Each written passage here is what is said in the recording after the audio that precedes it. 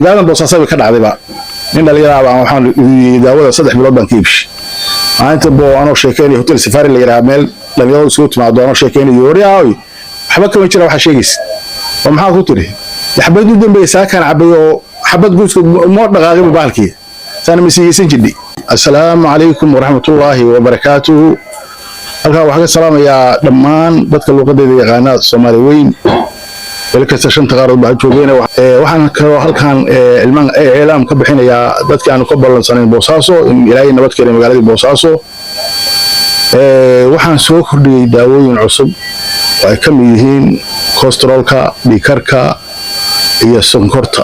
awal baan isla ogeyn laakiin cholesterolka iyo dhikarki ayaan ku soo biirinay daawooyinkii hore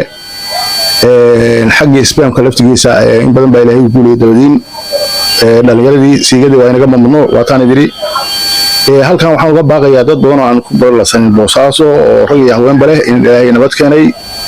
waxaan kaloo ugu bishaareeyay inaan sameeyay qiimo dhibis YouTube-kayga booqda Dr. Jama Ilaala Jecel Facebook-ga iyo Instagram-ka inta waa soo kordhinay Dr. Jama Ilaala baa qoraysaan guushana Allah bixiyo daawada aniga sameeya mid kale qiimo dhibis baan sameeyay sanadka cusub aan ugu talagalay insha Allah inta waxaan 2003 baan shaqada bilaabay xil dheer baan ku soo dhex jiray cilmigan uu wuxuu ku dhibaan ay gaadhay ana la iga adkaaday hadda korna idaacada hore ka sheegay ana la iga adkaaday dumarka xaqooda ku fashilmay ma ogtahay waa la iska weydiiyay wada xaqii adaa leeyahay wadaanta lama hayay marka daawadan waa daawada iga keentay inaan nasiibkiisa qoonina gabar baan ku soo dhigtay bar markaan goobtaada ku soo noqday ilaana way u guulayay bulsho badan waan anfacay example hadda xanuunka galaha la yiraahdo raga 3 nooc ugu dhaca dumarka 4 nooc galnuug iyo galbarid iyo galqanjir baa leeyahay mar labada xaniyood baa ku dheeraanaysa mar way kala dheeraanayaan mar xaniyi xunti tarku yaraanaysa oo ninka buus baa ku dhawalaysa reewiraha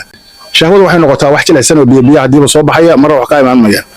baabasirku 3 nooc weeye mar wuxuu galaa dawada wareegeeda banaanka nafro buruuran baa dawo samaysa marna wuxuu galaa walamadka afkiisa oo soo qanjiro burburan bulay fartu gaadho qofka saxarada dheerneel looga timaada marna wuxuu galaa midheerka oo dawadana way cuntaa qof saxarada kama timaado wuxuu leeyahay daal fara badan wuxuu leeyahay muruq xanuun caafimaadka Allah bixiyo dawada ana sameeya sonkortu waa ganac oo shaqeyn waayay example hadda nin Ingiriiska jooga aad baan halkan uga salaamay Ahmed ilaahay ku xifdiyo